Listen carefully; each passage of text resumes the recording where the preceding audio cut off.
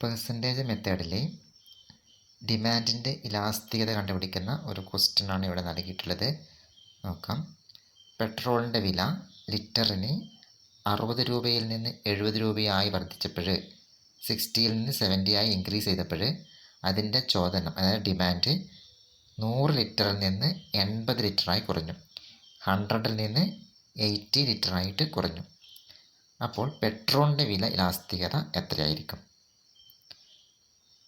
അതാണ് കണ്ടുപിടിക്കേണ്ടത്. ഓക്കെ, അപ്പോൾ നമ്മൾ ഇവിടെ ഉപയോഗിക്കേണ്ട equation delta Q by delta P into P by Q. ഇവിടെ പി എന്ന് പറയുന്നത് ആദ്യ വിലയാണ്. പി എന്ന് പറഞ്ഞാൽ ആദ്യ വില. പെട്രോളിൻ്റെ ആദ്യ വില ലിറ്ററിന് 60. ക്യൂ എന്ന് പറഞ്ഞാൽ ആദ്യത്തെ ഡിമാൻഡ്. 60 രൂപയുള്ളപ്പോൾ അതിൻ്റെ ഡിമാൻഡ് എന്ന് പറയുന്നത് 100. ഡെൽറ്റ പി എന്ന് വെച്ചാൽ 60 രൂപയിൽ നിന്ന് 70 രൂപയായിട്ട് വില വർദ്ധിച്ചപ്പോൾ അവിടെ ചേഞ്ചസ് എന്ന് പറയുന്നത് 10 ആണ്. 60ൽ നിന്ന് 70 ആയിട്ട് മാറി. മാറ്റം എന്ന് പറയുന്നത് 10. ഡെൽറ്റ ക്യൂ വെച്ചാൽ 100ൽ നിന്ന് 80 ആയിട്ട് ഡിക്രീസ് ചെയ്തു, കുറഞ്ഞു. 100ൽ നിന്ന് 80 ആയിട്ട് കുറഞ്ഞു.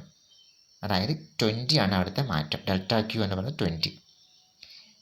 ഓക്കെ, അപ്പോൾ പി എന്ന് പറഞ്ഞാൽ 60, delta P 10, Q is equal to 100, delta Q 20. പിന്നെ എന്ത് ചെയ്യണം? ഈ കണ്ടുപിടിച്ച വാല്യൂസ് എല്ലാം ആ ഇക്വേഷനിൽ കൊടുത്താൽ മതി. ഡെൽറ്റ ക്യൂവിൻ്റെ സ്ഥാനത്ത് കൊടുക്കുക 20 divided by delta P value 10 ഗുണിക്കണം പിൻ്റെ value 60 divided by Q 100. Okay, അതായത് 20/10 ഇൻറ്റു 60/100 ഈസ് ഈക്വൽ ടു 20നെ 60 കൊണ്ട് മൾട്ടിപ്ലൈ ചെയ്യുമ്പോൾ 1200 ഡിവൈഡഡ് ബൈ 10നെ 100 കൊണ്ട് മൾട്ടിപ്ലൈ ചെയ്യുമ്പോൾ 1000. അപ്പോൾ എങ്ങനെ 1200 divided by 1000 is equal to 1.2 എന്ന് കിട്ടും. 1.2 ആണ് അതിൻ്റെ ഇലാസ്തികതയുടെ മൂല്യം കിട്ടിയത്. 1.2 എന്ന് വെച്ചാൽ അത് 1നെക്കാളും എബോ ആണ്. അതുകൊണ്ട് തന്നെ ഇത് മോർ ഇലാസ്റ്റിക് ഡിമാൻഡാണ്. ഉയർന്ന ഇലാസ്തിക ചോദനമാണ്.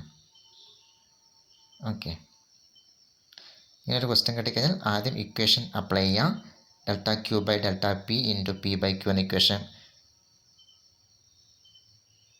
സെലക്ട് ചെയ്യുക. അതിനകത്ത് ഓരോ ലെറ്റേഴ്സിൻ്റെയും വാല്യൂസ് കണ്ടുപിടിക്കുക, ഇക്വേഷനിൽ അപ്ലൈ ചെയ്യാം. ഓക്കെ.